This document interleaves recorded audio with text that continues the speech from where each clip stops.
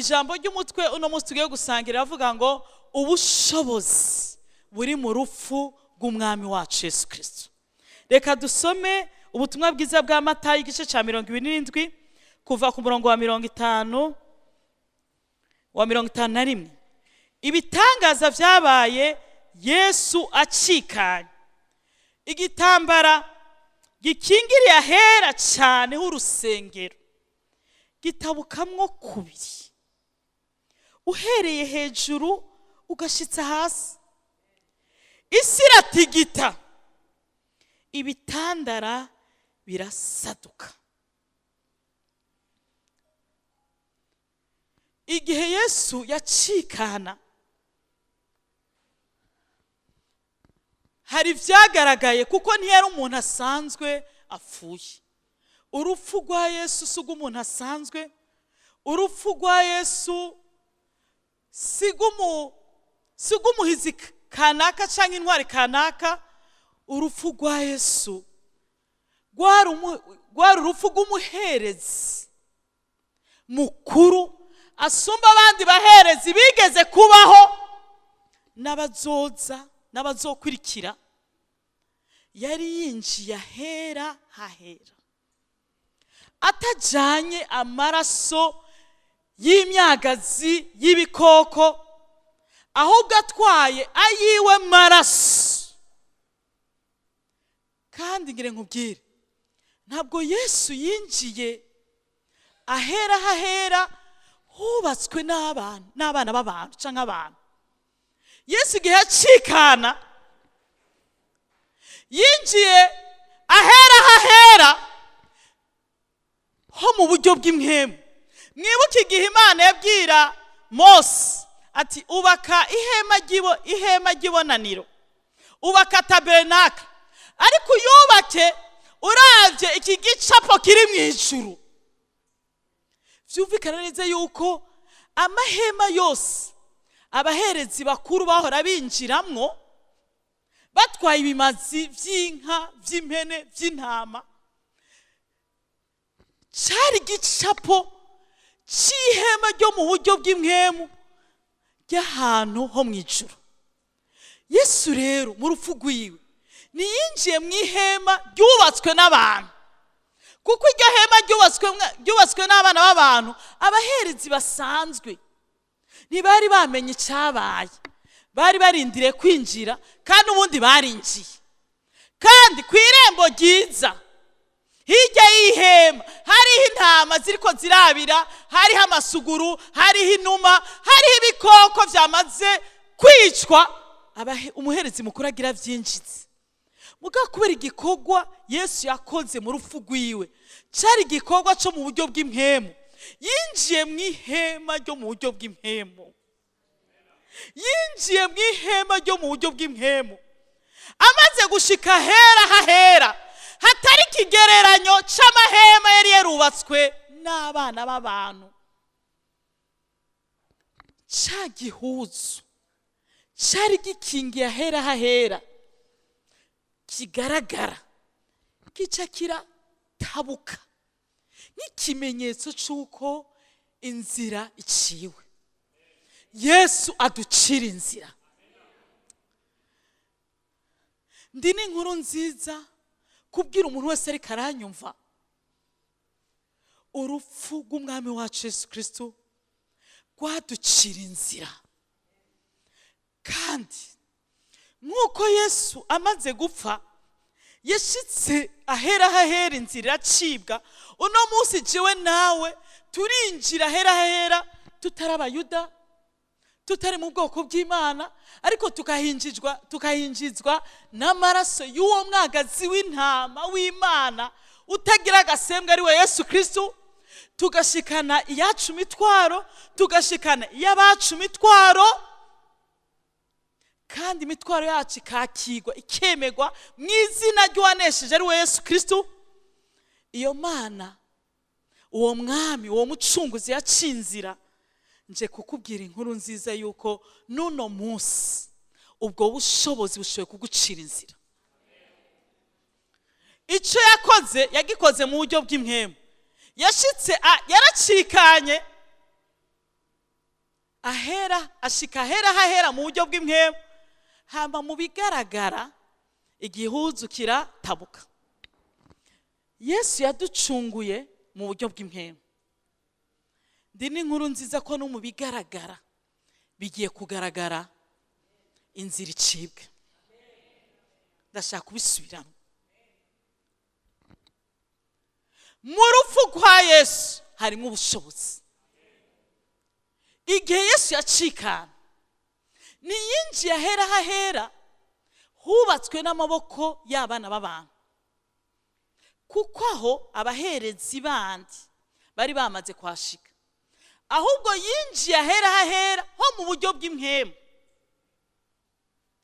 Ryahema Imana yereka Mose ati iki gicapu ubona mu ijuru, iri hema ubona mu ijuru, bari gukopya hano.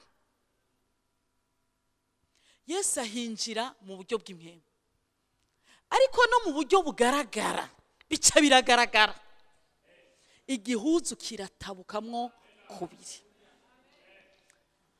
Nje kuvugishwa ku buzima bwawe, nje kuvugishwa ku muryango wawe no ku rugo rwawe, nje kuvugishwa mu kazi kawe, nje kuvugishwa ku mashuri yawe, nje kuvugishwa kuri iri shengero, nje kuvugishwa ku gihugu cyacu, kubw'ubushobozi bw'iyazuye Yesu mu bapfuye. Byakoretse mu buryo bw'imwemu, ariko n'inzira igiye kuboneka.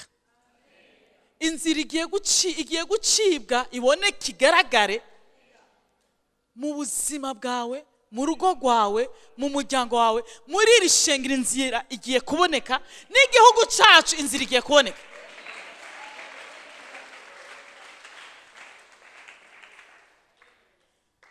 Mose, Imana imubwira iti duza ibiganza uramvure ya nkoni. Iyo niyo Pasika y'Abayuda ingene bajabutse. Akibikora ijoro ryose umuyaga urahuhuta.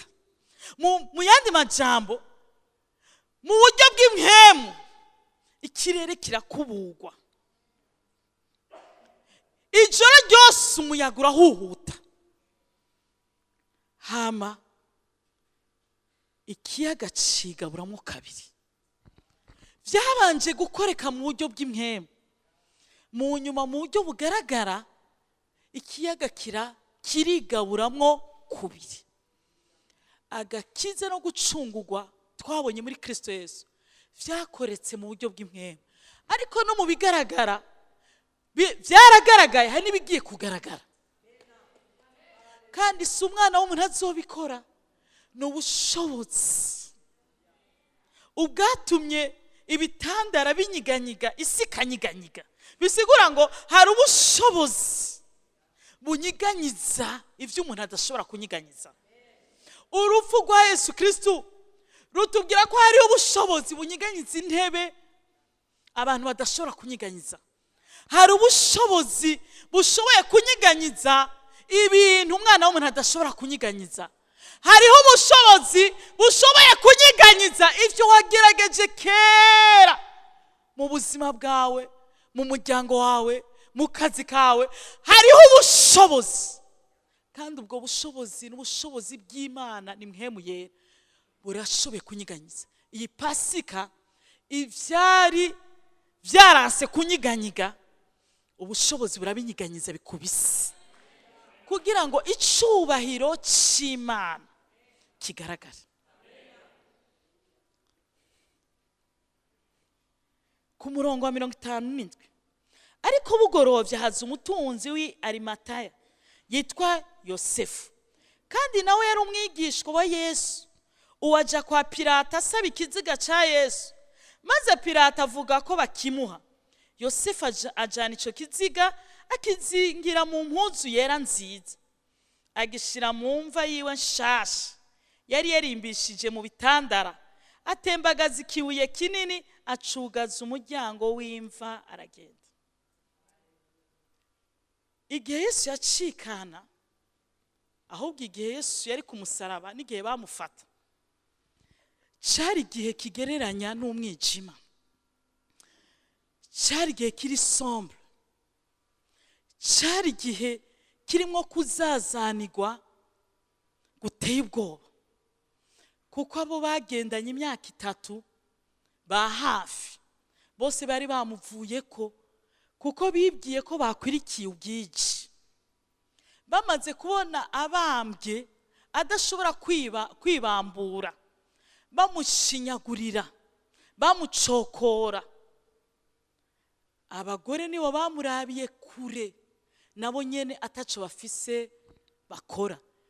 Inshuti yiwe, umwigishwa we yama mu gikiriza ciwe, amwitegereza abona ko atacari buhindure.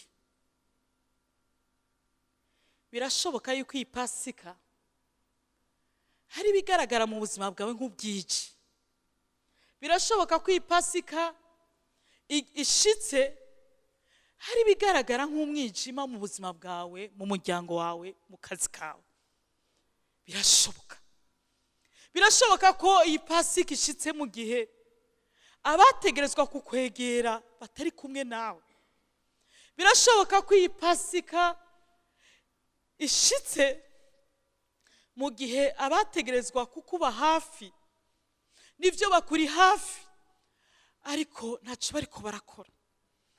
Birashoboka yuko iyi Pasika ishitse ubona ibiriko biragupfana atacuru bihindure, haba mu buryo bw'umubiri, haba mu buryo bugaragara, haba mu buryo bw'abantu, hari biriko birapfa atacu bihinduramo. Yesu abigishwa bose bari bamuhevye, bisubire kwirobera.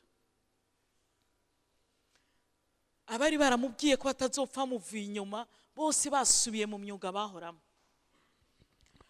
Umwe mu bigishwa batari aba hafi yiwe,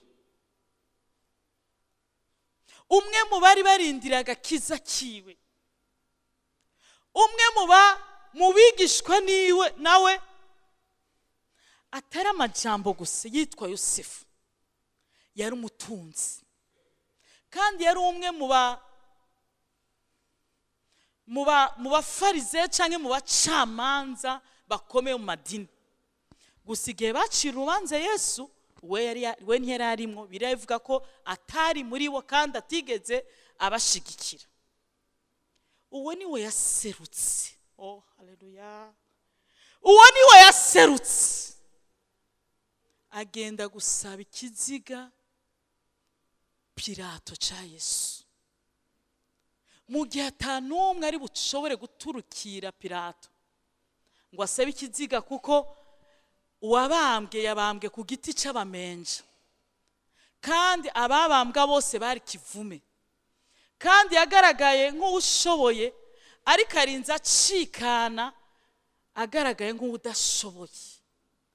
Abari bamwegereye baramwihakanye, abandi basubira mu myuga yabo. Niwe wenyene yaserutse aza gusaba ikiziga, agihambira mu mpuzu nziza y'icubahiro yera derere, yongera agihamba mu itongo yiguriye yiwe y'abatunzi. Ngiye kurangiza nkubwira, iyi Pasika ikwigisha, hari abo wahanze amaso, hari abo wategereje, hari abo wari urindiriye, hari abo wibaza yuko ari bo bagire baseruka ubwa mbere, hari abo twiyumviriye muri iri shengero ko bazofata ibendera mu kugira ico bakora, hari abo twibajije mu gihugu naho duherereye naho dukora. Ariko Pasika, urupfu rwa Yesu rwacinzira. Imana igiye guca inzira abo utazigana n'utaziga, akubere ugutetura n'ukubahisha.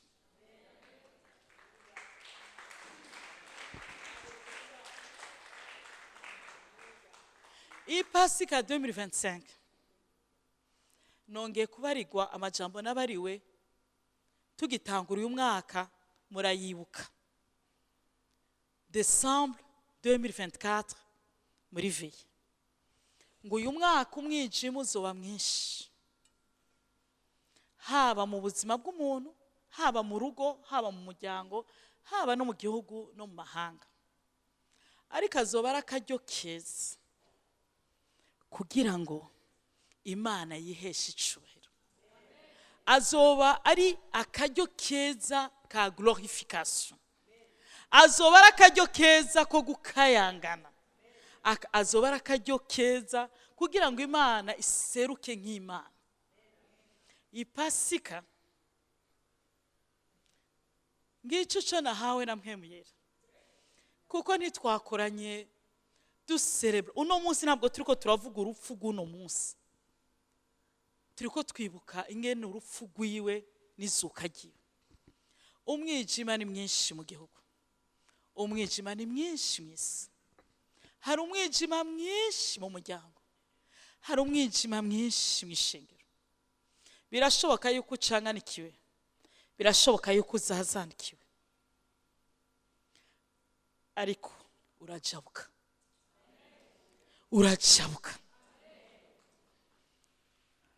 mu nzira utaziga no mu bantu utaziga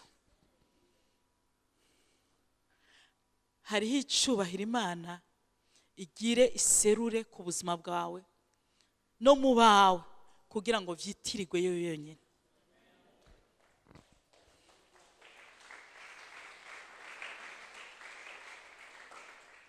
Imana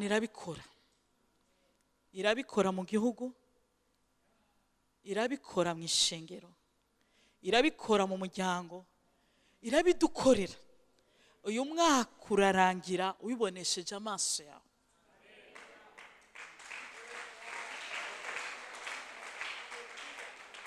niwizera urabona ubwiza bw'Imana simbeshera Imana kuko nta gituma ndayitera amashugwe isanganwe icubahiro ariko ndavuga ico yantumye Imana ibahezagire